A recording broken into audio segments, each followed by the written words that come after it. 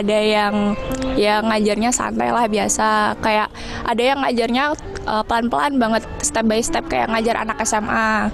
Ada yang kalau ngajar tuh suaranya pelan banget, bahkan walaupun ruang kelasnya udah sempit nih, duduk di depan tuh masih nggak kedengeran gitu, jadi harus benar-benar fokus banget gitu. Ada juga yang tiap kelas suka bagi-bagi makanan. Ada yang suka nunjuk-nunjuk nih, kamu tolong yang baju warna hijau maju kerjain. Biar mahasiswanya dengerin, kan kadang ada yang suka tidur tuh. Nah, kalau ditunjuk-tunjukkan jadi gak tidur. Mungkin kalau pertemanannya menurut aku biasa aja. Mungkin kalau di sebelah kan solid banget tuh terkenalnya. Tapi kalau di elektronik, kalau solid banget enggak. Tapi kalau individualis juga enggak. Jadi ya biasa aja lah.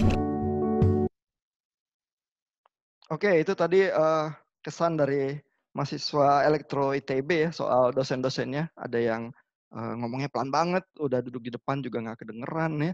Nah, kalau di teknik elektro UPH gitu ya, gimana ya dosen-dosen apa aja yang dirasa menolong atau dirasa sulit ya untuk pembelajaran? Lalu apakah ada kiat-kiat ya untuk bisa menolong Bapak Ibu itu lulus kuliahnya dengan baik? Mulai dari Pak Winly dulu kali ya. Boleh, Pak. Iya. Mungkin buat dosen di elektro UPH itu menurut saya nggak ada yang aneh-aneh banget gitu. Kayak semua oke gitu. Tapi yang saya bisa rasain sih kalau dosen elektro itu lebih dekat gitu ya sama mahasiswanya. Jadi menurut saya itu membantu banget sih. Jadi relasi antara mahasiswa dan dosennya itu cukup baik. Jadi waktu ngajar mereka enak, waktu kita dapat tugas kita bisa nanya, gitu sih. Oh, oke, gampang diakses ya, gampang ditemuin dan ditanyain gitu ya. Oke. Yang nyusahin apa Pak dari dosen-dosen, ada nggak yang ngomongnya pelan, jelasin nggak Ngomong ngerti? pelan, jelasin nggak ngerti, mungkin karena pelajaran yang emang susah gitu sih Pak. Tapi sepengetahuan saya, semua dosen di elektro UPH tuh oke. Yang bikin agak susah nangkep mungkin materinya gitu menurut saya. Oh, oke. Pak Timi gimana Pak kesannya tentang dosen-dosen teknik elektro Pak?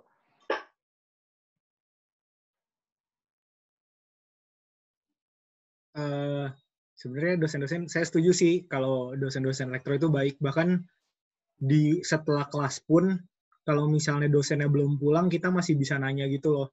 Menurut saya itu salah satu privilege di elektro UPH yang belum tentu bisa didapetin di kampus lain.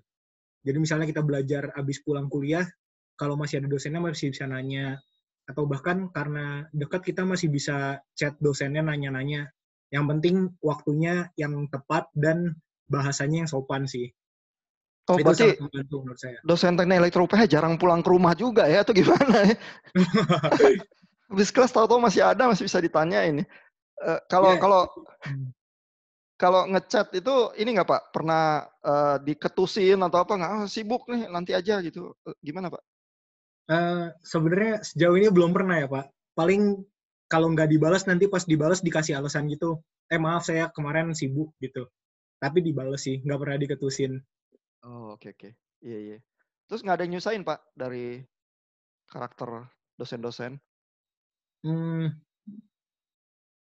Paling ada pengalaman saya, ada dosen yang nilainya agak biner sih Pak. Oh, biner tuh maksudnya gimana Pak? Jadi ini kalau praktikum ya Pak. Iya. Kalau jalan langsung dapat 100 nih. Uh. Kalau nggak jalan 0. Oh, itu elektro banget ya, biner. Cuman apa ya, maksudnya dia ngajarnya bagus dan kita pasti bisa gitu loh kalau ngikutin step-step dia. Cuman ya dia bikin agak tegang aja. Oh iya, terutama kalau salahnya dikit, tau-tau dapat biner yang low voltage gitu ya, wah habis ya. Waduh. Iya. Oke, Pak Hans gimana Pak dari dosen-dosen elektro UPH? Kalau menurut saya, ya dosen-dosennya benar sih kata Windy sama Timi, dapat mudah diakses. Terus menurut saya dosen-dosennya itu variatif.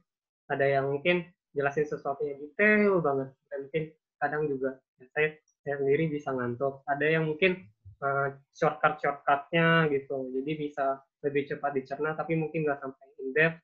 Terus ada juga yang mengharuskan kita itu kayak harus banget tuh mencatat, kalau enggak kita bakal miss semua pelajarannya itu kayak gimana. Jadi macam-macam sih sebenarnya gitu. Oh, asal tahu karakteristik dosennya jadi bisa ya tetap survive ya. Kalau disuruh mencatat ya mencatat gitu ya.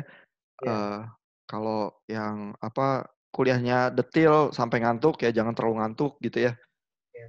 Paksakan tetap bangun. Ini komentarnya sopan-sopan nih semuanya. Bu Luis sekali ada komentar yang lebih ini nih, lebih nggak jaim. Gimana Bu? Mungkin overall sama sih Pak, sama yang sudah dikatakan oleh Willy Hans ini gitu kan. Dosen-dosennya bervariasi sih Pak. Cara mengajarnya mereka beda-beda, banyak variasinya. Cuman overall bagus gitu Pak cara penyampaiannya. Gitu kan. Mungkin kalau misalnya kita pelajaran bukan karena dosennya Pak, karena kalau saya ya, bagi saya gara-gara materinya mungkin yang rada susah. Terus mereka juga karakternya baik-baik, jadi kita nggak segan-segan gitu kalau misalnya mau approach, mau minta tolong atau mau tanya tuh jadi mudah sih Pak kalau menurut saya. Oh, oke. Itu aja sih. Tapi bedainya kan ini kesannya ini terlalu sopan nih, kurang memuaskan nih komentarnya. Jadi rata-rata komentarnya adalah oh dosennya sih oke, cuman materinya sulit. Masalahnya kan di teknik elektro yang materi sulit tuh kan banyak ya. Bapak Ibu tahu dari mana itu gara-gara materinya sulit, bukannya gara-gara dosennya nggak bisa nerangin atau apa gitu. Tahu dari mana? Pak Winly?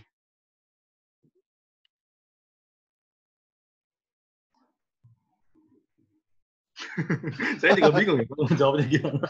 Tapi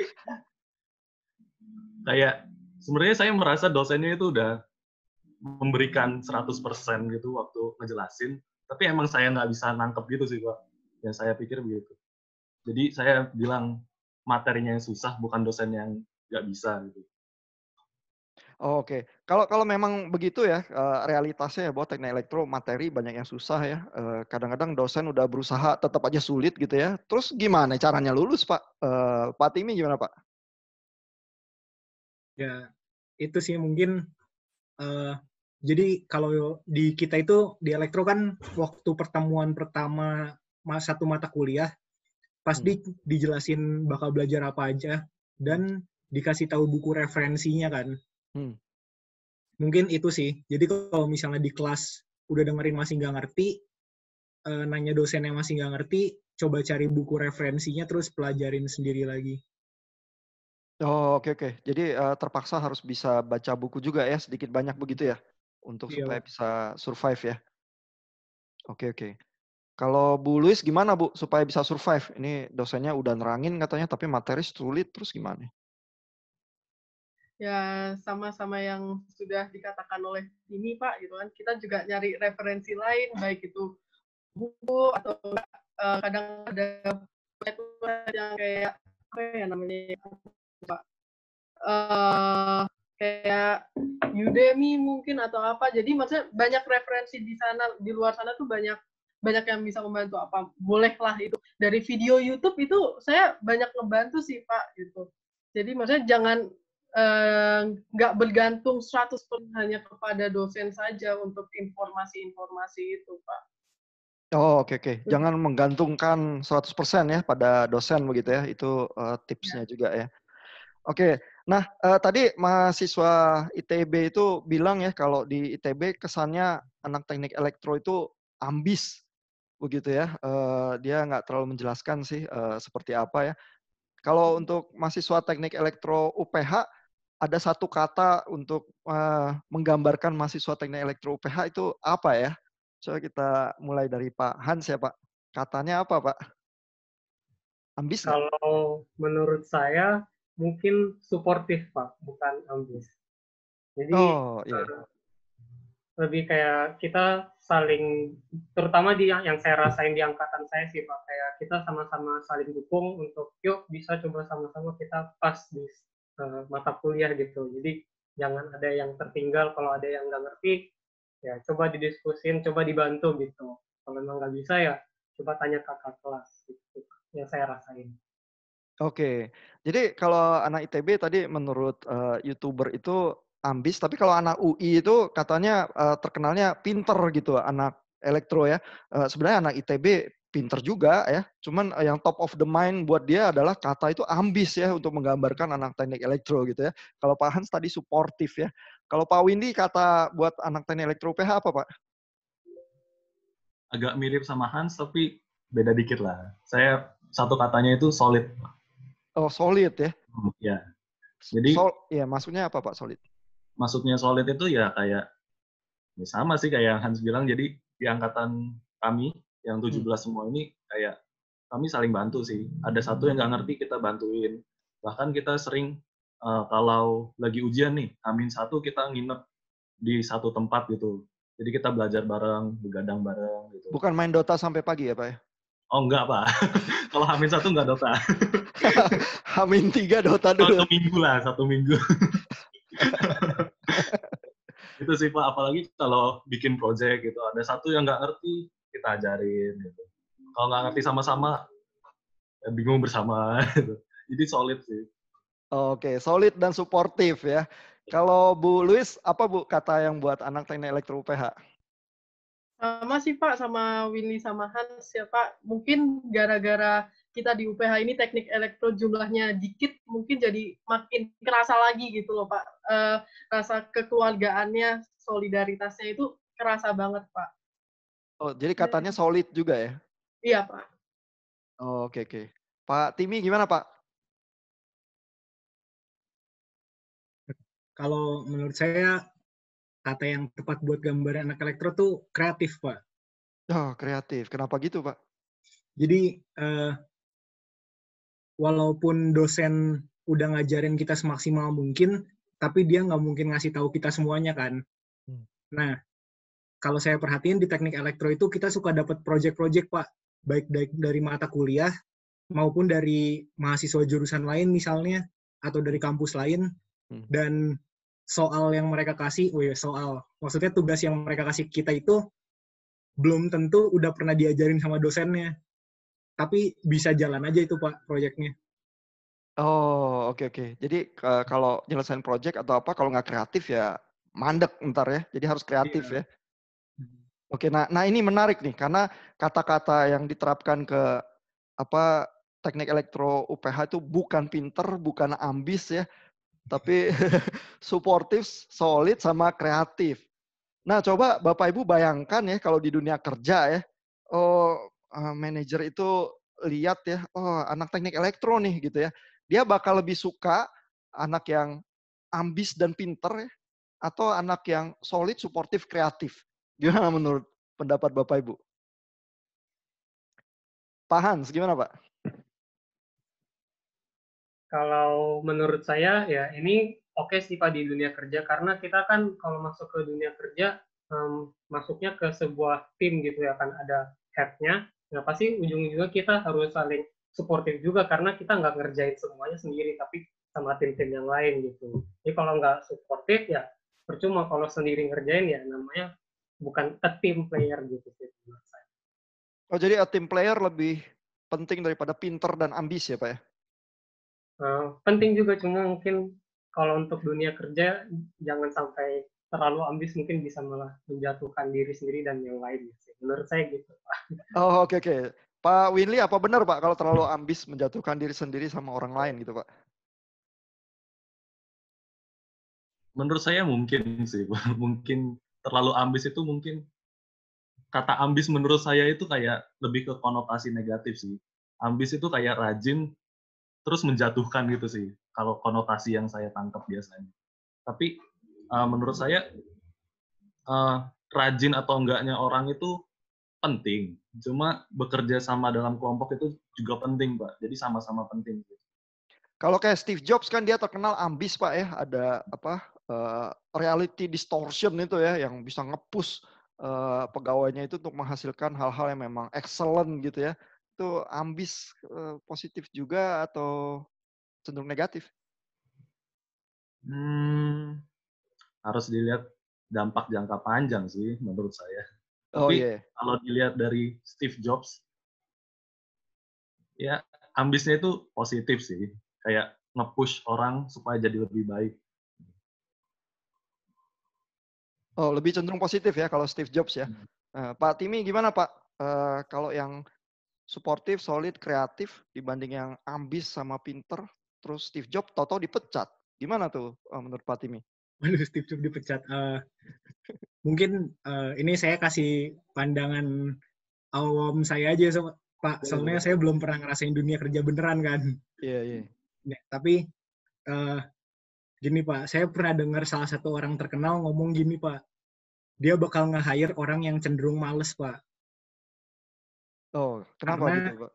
dia bisa nyari cara termudah buat ngelakuin sesuatu supaya kelar Pak. Dengan, ya maksudnya bukan saya ngatain anak elektro males ya, tapi nggak selalu harus ambis gitu loh Pak. Yang penting kita kerja efektif, hasilnya maksimal, itu menurut saya udah bagus sih Pak. Oh, maksudnya tuh work smart ya, tapi Ya, itu. nggak mesti ambis dan work hard gitu ya? Ya, Karena lebih ke work smartnya itu. kalau beneran males sih semua proyek mandek juga sih ya, nggak bisa juga kali kerja kayak gitu ya. Betul Pak. Kalau Bu Luis gimana Bu kesannya Bu? Sama sih Pak, secara garis besar sama yang sudah dikatakan mereka ya. Kalau ya emang anak elektro, emang rasa keluargaannya, maksudnya solidnya gitu kan. Mungkin kalau misalnya menurut saya anak elektro UPH tuh kalau ditempatkan di tim tuh juga kinerjanya bisa bagus Pak. Nah, terus mungkin tadi kita nyebutin kata-katanya solid gitu-gitu, cuman mungkin karena kita nggak nyebut pinter bukan berarti kita nggak pinter juga Pak kalau menurut saya di elektro. Kayak di elektro UPH saya lihat juga banyak orangnya, maksudnya nggak dikit yang pinternya. Juga menurut saya juga ada banyak yang ya memang pinternya agak lebih gitu Pak.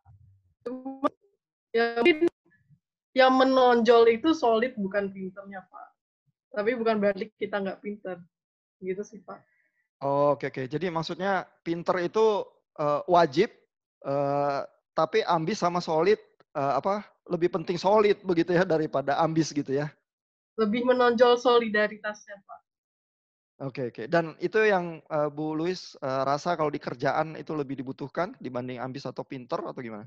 Kalau di kerjaan mungkin yang dibutuhkan itu kalau sekarang kita kerja kalau menurut saya nggak bisa sendiri ya Pak ya. Kita harus bisa bekerja sama orang lain itu menurut saya penting sekali itu Pak. Oke. Jadi kemampuan untuk bekerja bersama orang lain itu Pak. Kalau ambis individualis nanti cenderung merusak ya kali ya. Oke, thank you Bapak Ibu. Kita ketemu lagi di klip yang lain.